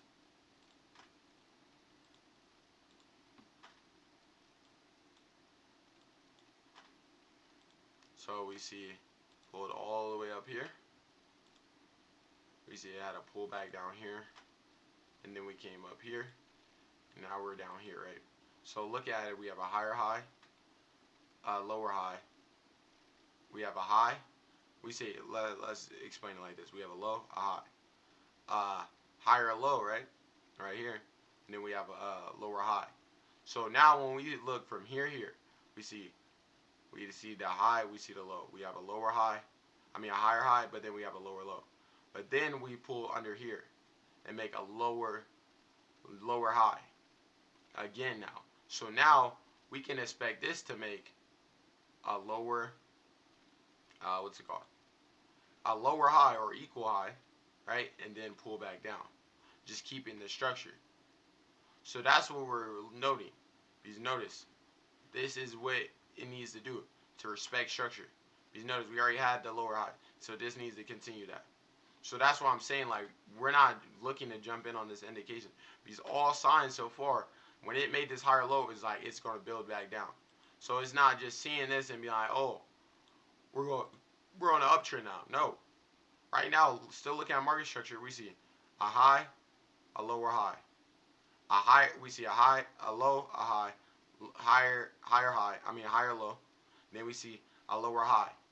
Now we see a lower high. A lower low. So we have a high. Bro, I'm butchering saying it. My bad, y'all. So we have the higher low that needs to be respected for an uptrend, right? But then we have, it made, from this higher low, it bounced, it made a lower high. Then it made a lower low. So just knowing market structure, what comes after a lower low, right? We can expect a higher low. So that's why when I'm seeing this, I'm not expecting it to be like, oh, boom. It's like good. It could make, like, realize this higher low could still be above this, right? Because ultimately, realize it does this. Boom. Boom. Like if it's on an uptrend, it'll do this. Right? So that's an uptrend. So on a downtrend, it'll be like this. Boom. Boom. Boom. Boom. Boom. Boom. So that's why I'm not really getting like, oh, it's on an uptrend for sure. Like, I'm like, oh, it's building up right now, but notice it's still 8 minutes till this closes. So we can see a high wick. It tests above here and then shoot back down.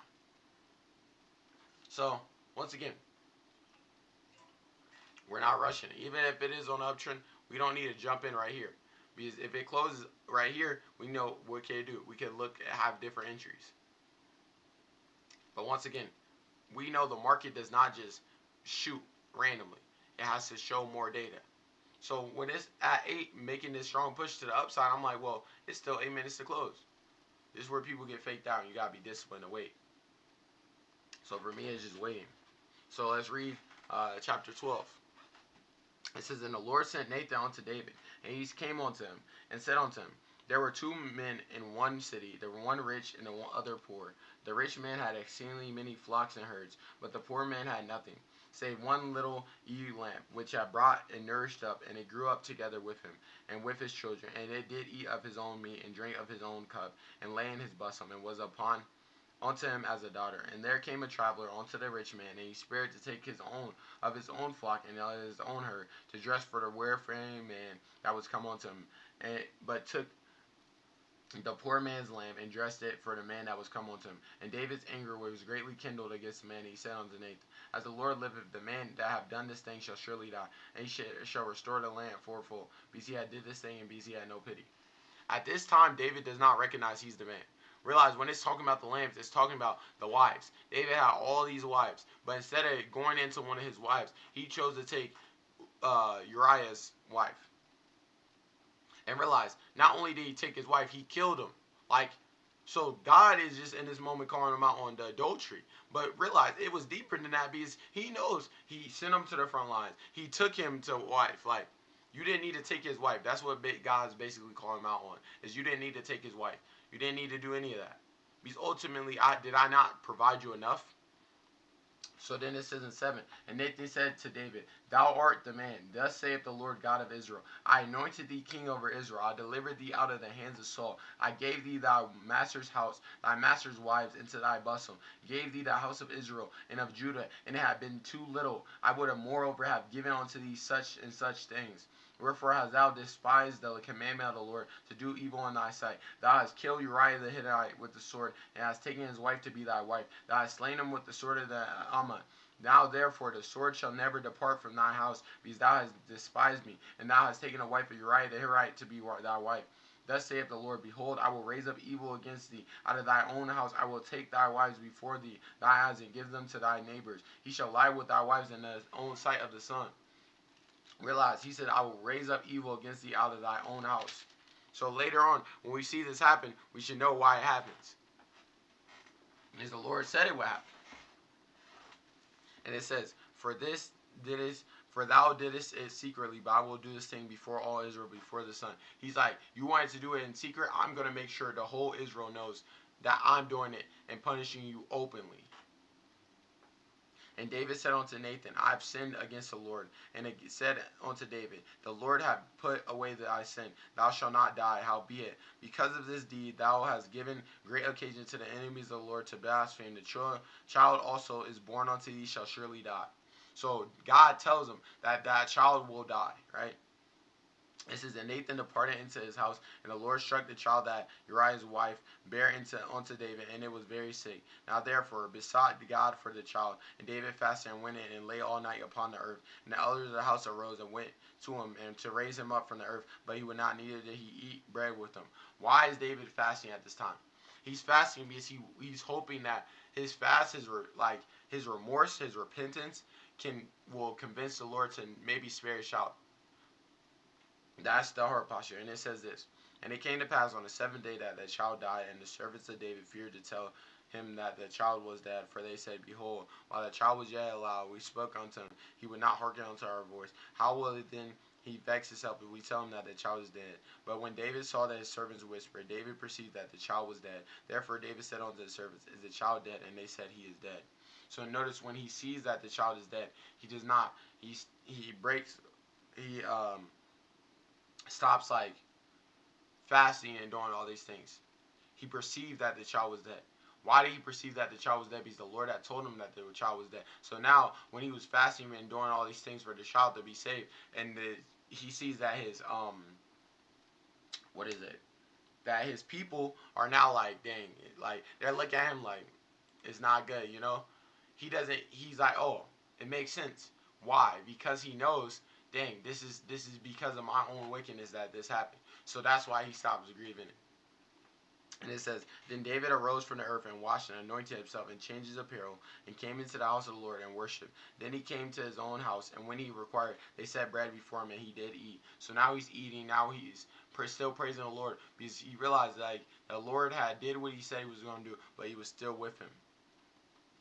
And then it says, Then said his servants unto him, What thing is it that thou hast done? Thou didst fast and weep for the child while it was alive, but when the child was dead, thou didst rise and eat. And he said, While the child was yet alive, I fasted and wept, and for I said, Who can I tell whether God will be gracious to me, that the child may live? But now he is dead, wherefore should I fast? Can I bring him back again? I shall go to him, but he shall not return to me. So he realizes the child dying on earth didn't mean that his soul was gone, but that he could see him when he went to heaven. That's what he means when he says, I will not return to the child. The child will not return to me, but I will return to the child. He'll see him in heaven. That's all we have. In death, as Christians, as believers, we can know that we go to heaven by our faith in Jesus. So realize, that is the heart posture. And it says this. So he's like, can I bring him back again? I shall go to him, but he shall not return to me. So not only does that show that David recognized that the Lord was ultimately in control, I think something that a lot of us don't acknowledge is that in the same way, God does not want us to grieve things he already called us out of. I realize you can keep delaying your blessing, keep trying to go back to these things that God already tells you need to leave down. For me, I quit smoking. Quitting smoking was something that I didn't really want to do. I wanted to keep smoking because it's something I like to do. But I realized God called me out of it. So no matter how many times I try to act like I kept doing it, God would not allow me to enjoy it anymore. It's like even when I got high, I wouldn't enjoy it anymore because God knew that was something that He didn't want me to do. So it's like not trying to keep trying to act like it's not. It's like no, accept it. You can grieve it. You can be sad with it, but ultimately come to terms with it. If God calls you out of it, He's not going to just all of a sudden change His mind and be like, no, you should do it. No, He's not. God's character does not change. His words does not change. If God calls you out of something, you gotta accept that He called you out of it and learn like, okay, I can't do anything about the fact that God called me out of this. I gotta accept it. Boom. That is super important. And it says this in 24, and David confronted Bathsheba his wife and went into her and lay with her, and she bare a son, and he called his name Solomon, and the Lord loved him. And he sent by the hand of Nathan the prophet and called his name Jediah because of the Lord. And Joab fought against Rabbah of the children of Ammon and took the royal city. And Joab sent messengers to David and said, I have fought against Rabbah and have taken the cities of order. Now therefore gather the rest of the people together and encamp the city and take it, lest I take the city and it be called after my name. And it says, and he took their king's crown from off his head, and the weight thereof was a talent of gold with a precious stone, and it was set on David's head. And he brought forth the spoil of the city in great abundance. And he brought forth that which were in therein, and put them under saws, and under harrows of iron, under asses and of iron, and made them pass through of the children of Ammon. And David and all the people returned unto Jerusalem. So what we see is that even in the wickedness, even in the thoughts that aren't like, oh, I can do this, right? We see that David is still has reverence for the Lord. Even when he lost a child, he didn't make it start thinking, oh God, why? He understood why. Because of my own wickedness, God, you have punished me for my wickedness. But realize that God still blessed him with Solomon, his son. And if you know, Solomon is like the son that becomes the king after him. So it was like a big thing. So it's like even when he lost his son, David did not lose faith in God. He was still like, okay, this is part of the process. You know, this is it. You know, and I think that's so important to just acknowledge that, even when things went differently than what David had expected, he still had reverence for God. He still knew that, okay, this is all part of God's plan. And in chapter 13, this is the last chapter we're going to finish off with today. It says, and it came to pass after this that Absalom, the son of David, had a fair sister whose name was Tamar, and Amnon, the son of David, loved her. And Amnon was so vexed that he fell sick for his sister Tamar, that she was a virgin. And Amnon thought it was too hard. It was hard for him to do anything to her. But Amnon had a friend whose name was Jonadab, the son of Shema, David's brother. And Jonadab was a very subtle man. And he said unto him, why art thou, being this king's son, lean from day to day? Wilt thou not tell me? And Amnon said unto him, I love Tamar, my brother Absalom's sister. And Jonadab said unto him, lay thee down on thy bed, and make thyself sit. And when the father cometh to thee, to say unto him, I pray thee, let my sister come and give me meat, and dress the meat in my sight, that I may see and eat it at her hand. So he's the one that puts this idea to do this wickedness in his head. And it says, so Amnon lay down and made himself sick. And when the king was come to see Amnon, Amnon said unto the king, I pray thee, let Tamar my sister come, and make me a couple of cakes in my sight, that I may eat at her hand. Then David sent home to Tamar, saying, go now to thy brother Amnon's house, and dress him meat. So Tamar went to her brother Amnon's house, and he was laid down, and she took flour and kneaded it, and made her cakes in his sight, and she did bake the cakes. And she took a pan and poured them out before him, but he refused to eat. And Amnon said, have all the men from me. And they went out every man from him. And Amnon said unto Tamar, bring the meat into thy chamber, that I may eat of thy hand. And Tamar took the cakes which she had made, and brought them into the chamber to Amnon her brother. So he made sure everyone else left, and then he tells her to bring the cakes to him. And her trying to be nice, what does she do? She brings the cake. This is the wickedness. This is so disgusting to me of what he does. But once again, flaw of human nature. Like, this is what he does. It says, and when she had brought unto him to eat, he took hold of her and said unto her, come lie with me, my sister. She answered him, nay, my brother, do not force me, for no such thing ought to be done in Israel. Do not thou this day this fully. And I whither shall I cause my shame to go? And as for thee, thou shalt be as one of the fools in Israel. Now therefore I pray thee, speak unto the king, for he will not withhold me from thee. So even then, she didn't really want to lay with him, but she's like, even if like I have to, at least do it the right way. Do it by going to God and asking him to, like, because realize fornication was something that was bad to God. Like, you did not have premarital sex. It was just that in the story. And she's a virgin. So it's really like it's really deep, like him doing this. Like it was a very gruesome and heinous thing for him to do. And it says, and I, whither shall I cause my shame to go? And as for thee, thou shalt be as one of the fools of Israel. Now therefore I pray thee. Like she has said this, right? And it says, howbeit he would not hearken unto her voice, but being stronger than she forced her and lay with her. Then Alma hated her exceedingly. So that hatred where he hated her was greater than the love which he loved her. And Alma said unto her, arise and be gone. Now, what I think this shows is that naturally, that our nature is to hate and hate the things that we know are like that remind us of our wickedness. Realize the reason I believe that he hated her in this moment was because he realized that he was in the wrong. I believe it was 100% because he realized he was in the wrong. I don't think it was because she had like did him so bad or because it was like something. It was because I think she reminded him of his wickedness, his sin. And it says in 16, and she said unto him, there is no cause. This evil is sending me away is greater than the other that thou didst to me. But he would not hearken unto her. Then he called his servant that ministered unto him and said, put this woman out from me and bolt the door after her. So he kicked her out after he just raped her.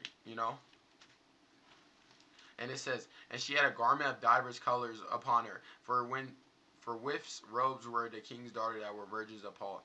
Then her servant brought her out and bolted the door after her. And Tamar put ashes on her head and rent her garments of divers covers that was on her and laid her hand on her head and went on crying. Now she's grieving because realize she can't even wear the garment of a virgin anymore because she's not a virgin because she just got raped. That's so sick.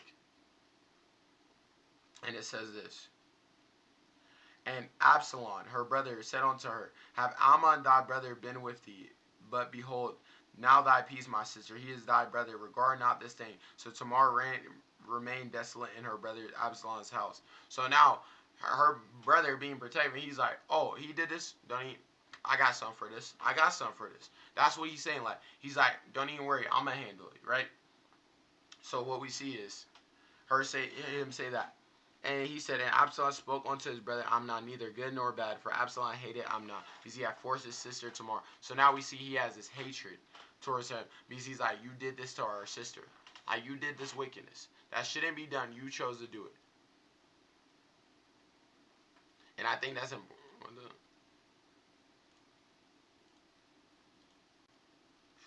That's what it looks like now? Okay, that's kind of cool.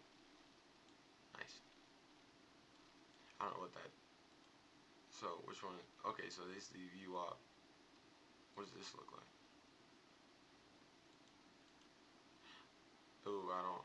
Why is it? Make it like yellow. Like, you can't. All of it can't be the same color.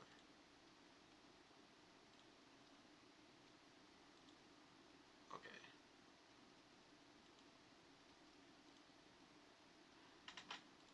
Okay, so now what are we seeing? This candle. So now we had the indication, we have the correction, and now the continuation is starting. So now for me, what I'm looking to do is I'm looking to jump in on a cell down here. Now all the way up here, we're looking to jump down here once it breaks our line. We're going to take our take profit to that 1500 range. Boom. Put our stop loss at the top of this. Realistically, I'm going to put it like right here. It really shouldn't be breaking under there, to be honest. I'm going to just put it here so we have a good range. But that's what we're seeing. So now when I'm watching a 4 hour, I'm looking, okay, boom. It's pulling down. It might close green, but the next candle is definitely going to open up. So it's 6 minutes till that's what we're watching, right?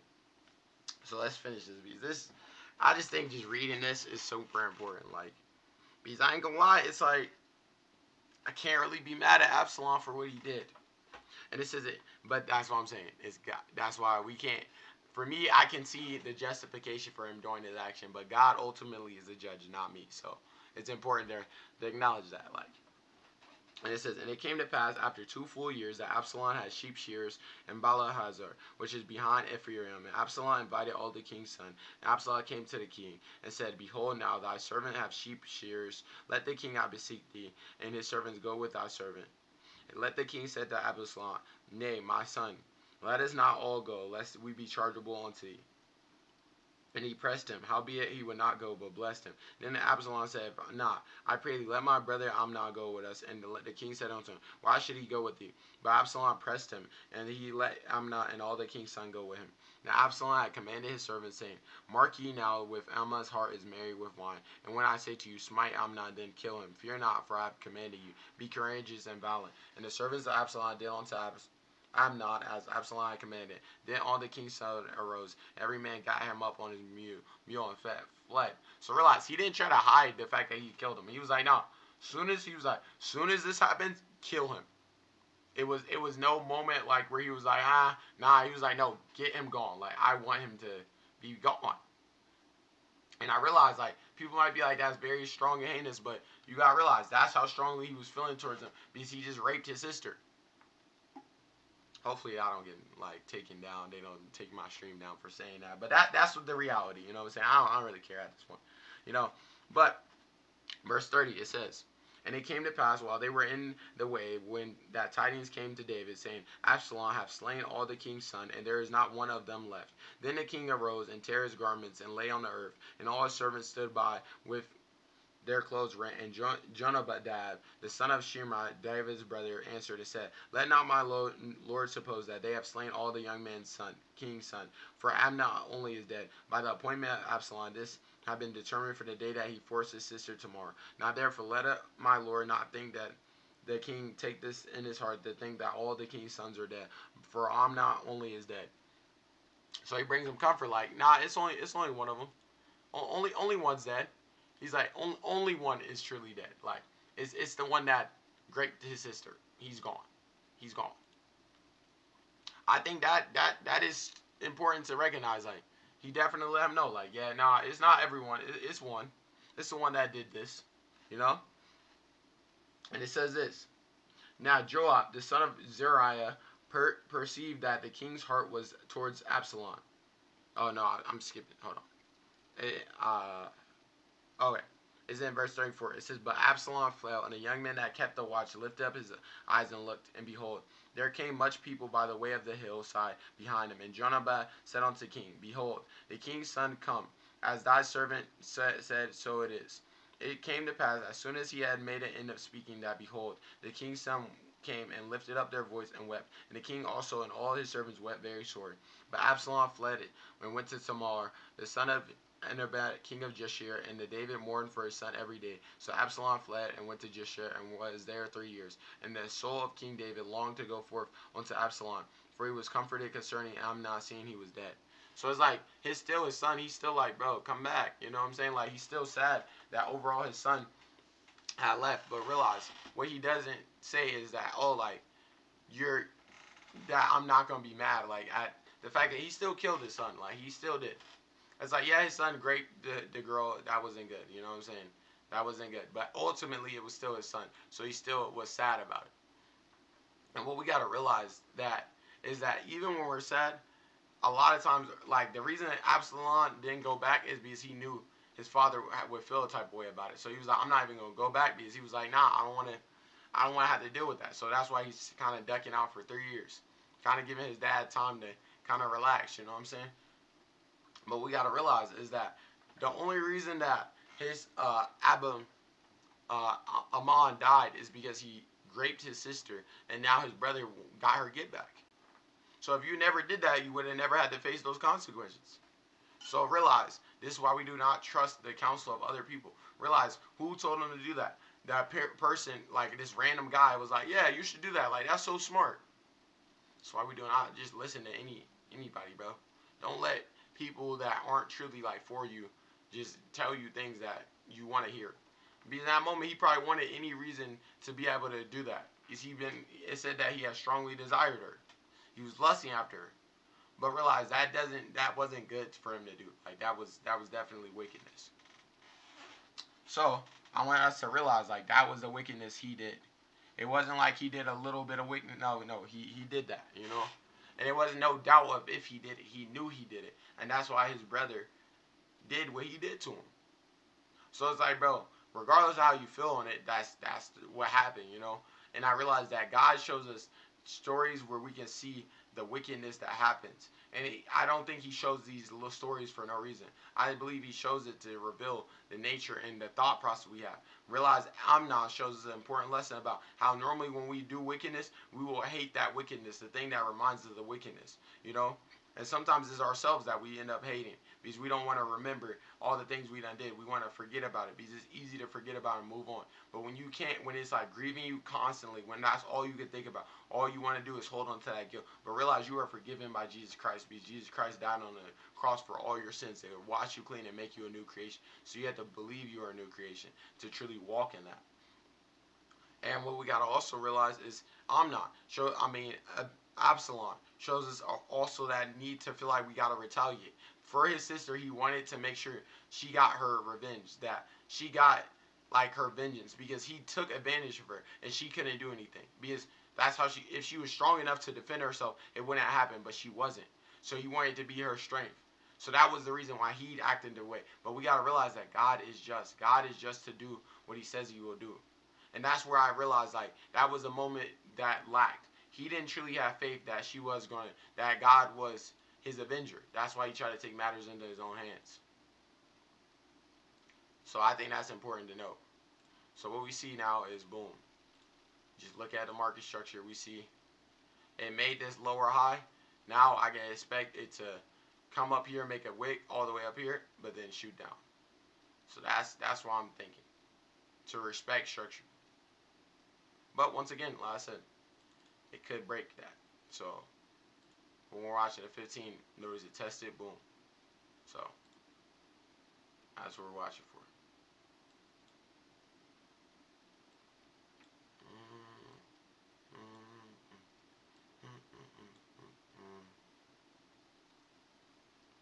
Realize I'm not believing it's going to really close without correcting because once again, we already see the indication happen to the downside. Now if it's building up, we got to see it really like show. Let's see what is the 4 hour showing to. Let me draw the hold on. Let me keep that. That's the 1 hour.